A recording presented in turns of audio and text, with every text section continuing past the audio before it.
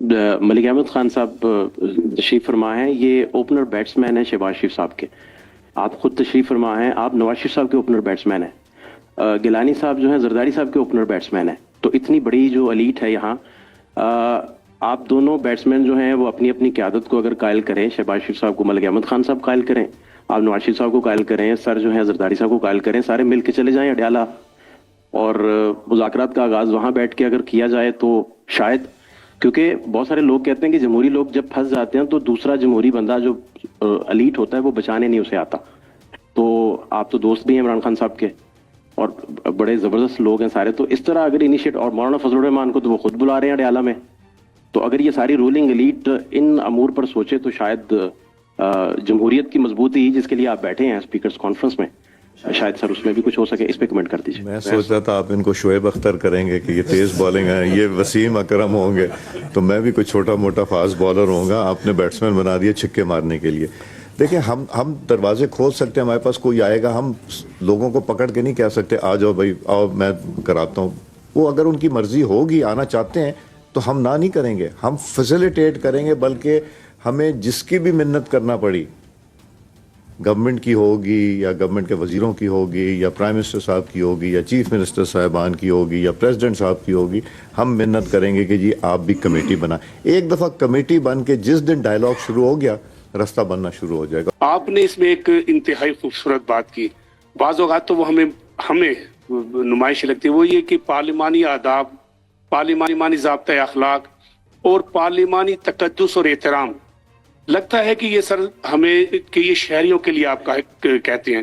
میری مراد یہ ہے کہ کیا اسپیکر کانفرنس نے یہ بھی طے کیا ہے کہ مڈ نائٹ میں جو آپریشنز ہو جاتے ہیں پارلیمنٹ میں, آپ کے ہاں کاروائی ہوئی, یقیناً آپ نے اپنی سطح پر کاروائی کی, لیکن دوسری طرف ہمیں وہ کاروائی نظر نہیں آئی اور نہ اس کا ہمیں کوئی اس کی انفارمیشن ہے جو پارلیمنٹ کے ساتھ ہوا رات کی تاریکی میں.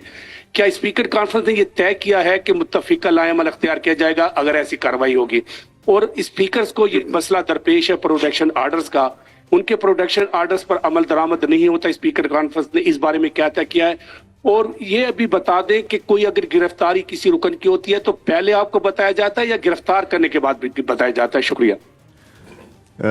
جب وہ گرفتار کرنے جا رہے ہوتے ہیں, دیکھیں ہم جتنے اسپیکر صاحبان ہیں ہم نے فیصلہ نہیں کرنا, قانون نافذ کرنے والی ایجنسیز نے اپنا کام کرنا ہے, انہوں نے ہمیں انفارم کرنا ہے, اور ہم سے اجازت نہیں ہوتی, ایک انفارمیشن ہوتی ہے, باقی انہوں نے اپنی کارروائی کرنی. تو جہاں تک ہے پروڈکشن آرڈرز کا, یہ جتنے اسپیکر صاحبان بیٹھے ہیں انہوں نے جب بھی ضرورت پڑے گی انشاءاللہ پروڈکشن آرڈر کریں گے اور امپلیمنٹ بھی کرائیں گے. جہاں تک آداب کا تعلق ہے, پہلے ہم اپنے آپ کو ٹھیک کر لیں, ہم کوشش کریں کہ میں بھی ٹھیک ہو جاؤں, ہم سارے جتنے بیٹھے ہیں ہم لوگ بھی شاید خطا بھی ہماری ہے, گناہ بھی ہمارے ہیں, ہم کریں اور ہم دوسروں کو بھی ایکسپیکٹ کریں. ہم نے وپس کو کیوں سٹرونگ کیا, ہم وپس کی ایسوسیشن کیوں بنا رہے ہیں؟ ہمیں وپ خود آگے پرپوز کرے گا کہ جی میرے ممبر نے ایک ایسے نازیبا الفاظ استعمال کیے تو میں خود پرپوز کروں گا کہ ان کے خلاف ایکشن لی جائے. ان کو خود بھی فیصلہ کرنے دیں, صرف سپیکرز کے اوپر نہ ڈالیں. تو یہ وپ کے جو ڈپارٹمنٹ ہے اس کو ہم اسی لیے اسٹرینتھن کر رہے ہیں. جی جناب. سر, کیسے سماج میں جہاں پارلیمان اور آئین کی بالادستی ہمیشہ سے کوشچن رہی ہے, اس میں اسپیکر کانفرنس کا انعقاد بڑا خوش آئند ہے.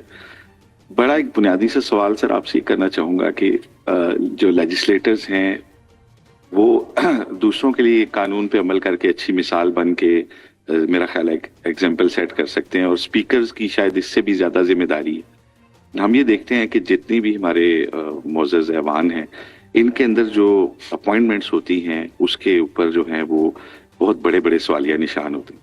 تو کیا اس کے لیے بھی کوئی ایک آپ میکنزم بنائیں گے کہ تاکہ آپ کا جو انیبلنگ سٹاف ہے بجائے کہ لائبلٹی آپ لوگوں کے لیے بنے, اس کے اوپر وہ میرٹ پہ لوگ ہوں جو آپ لوگوں کو اسسٹ کریں؟ نمبر 1. نمبر 2 سر, یہ کہ کل بڑی اچھی ایک بات تفصیل میں آپ نے کی پبلک اکاؤنٹس کمیٹیوں کے اوپر, اور ان کا کردار یقیناً بہت اہم ہے, لیکن ہماری اس اسمبلی میں بھی 10 ماہ ہونے کو آئے ہیں اور یہاں پبلک اکاؤنٹس کمیٹی نہیں بن سکی. تو کیا آپ کو اپوزیشن کی آڈٹ صلاحیتوں پہ کوئی شک ہے سر؟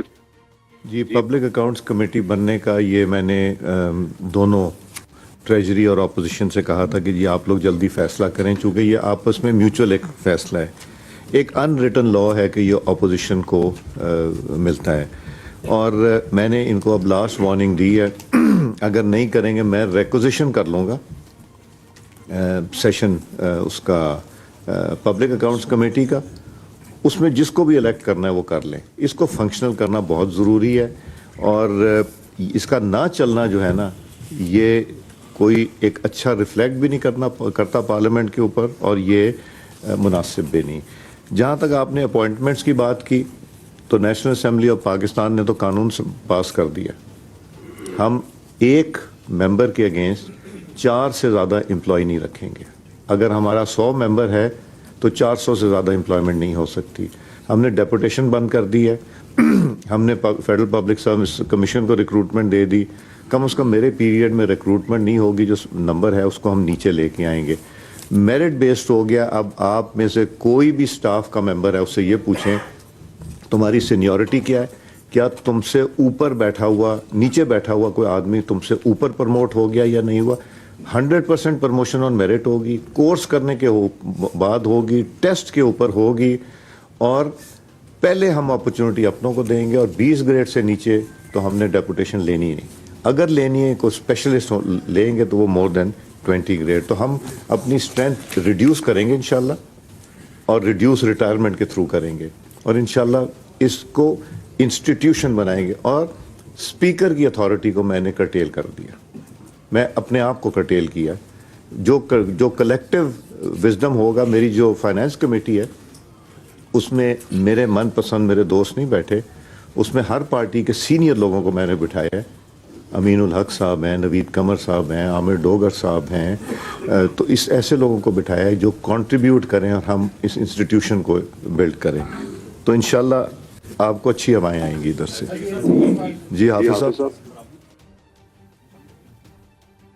आप बड़े हैं, बुजुर्ग। कॉन्स्टिट्यूशनल एम्बिग्विटीज की बात की थी। एक मसला है जो इस वक्त पार्लियामेंट की तवज्जो का तालिब है, वो है लोकल बॉडीज़ का, जिसमें आप देख रहे हैं कि पंजाब और इस्लामाबाद में नहीं हो सके, और केपीके के जो लोकल बॉडीज़ के मेंबर्स हैं वो इख्तियारात मांगने के लिए पार्लियामेंट के सामने जमा हुए थे अभी 3 दिन पहले। तो लोकल बॉडीज़ की ये फ़आलियत, उस हवाले से पार्लियामेंट क्या रोल अदा कर सकती है और क्या रोल अदा करना चाहिए, ये आप बखूबी जानते हैं। हमें भी बता दीजिए कि ये जो मसला है ये किस तरह से इसको हल करेंगे आप। हमारा ये आपने लफ्ज़ इस्तेमाल किया कॉन्स्टिट्यूशनल एम्बिग्विटी, ये स्पीकर पंजाब असेंबली ने ये रेज़ किया था, और उनका ये ख्याल था कि बहुत से महकमे डिवॉल्व हो गए, डिवॉल्व होने के बाद ऑर्गेनाइजेशंस भी आ गई हैं, कुछ यहाँ हैं, कुछ वहाँ हैं, कुछ तीतर है, कुछ बटेर है। तो इसके ऊपर आफ्टर द 18th अमेंडमेंट जो इम्प्लीमेंटेशन होनी चाहिए उसको हम ज़रूरी बनाएं। उसमें नेचुरली नेशनल असेंबली और सेनेट का भी रोल होगा कि हम यहाँ से क्या क्या चीज़ें इस पे कर सकते हैं। तो सेक्रेटरीज़ की कमेटी इसके ऊपर रिकमेंडेशन बनाएगी, फिर हम रिस्पेक्टिव गवर्नमेंट्स और अपोजिशन से ये इश्यूज़ टेकअप करेंगे। लोकल बॉडीज़ का भी एक बड़ा इम्पॉर्टेंट इशू है कि लोकल बॉडीज़ इलेक्शन या तो टाइमली नहीं होते, अगर होते हैं तो इख्तियारात के इशू हो जाते हैं। ये भी डिस्कस हुआ, जो कि हमारी सेक्रेटरीज़ कमेटी रिकमेंडेशन बनाएगी। अभी तो हमारी इनिशियल डिलिब्रेशन हुई है, जब ये इसके ऊपर डिटेल्ड डॉक्यूमेंट आएगा तो फिर हम फैसले ले के गवर्नमेंट और अपोजिशन को एंगेज करके इसमें बेहतरी लाएंगे इंशाल्लाह। आतिश न्यूज, पाकिस्तान के सबसे बड़े न्यूज नेटवर्क का हिस्सा बनने का सुनहरी मौका। मुल्क भर से दर्ज झील आसामियों की जरूरत है। Bureau chief, deputy bureau chief, video editor, city reporter, तहसील reporter, district reporter, crime reporter, press reporter, नुमाइंदा, नामह नगार। Chief executive Syed Jamshed Bukhari. मजीद मालूमात के लिए इन नंबर्स पर राबिता करें।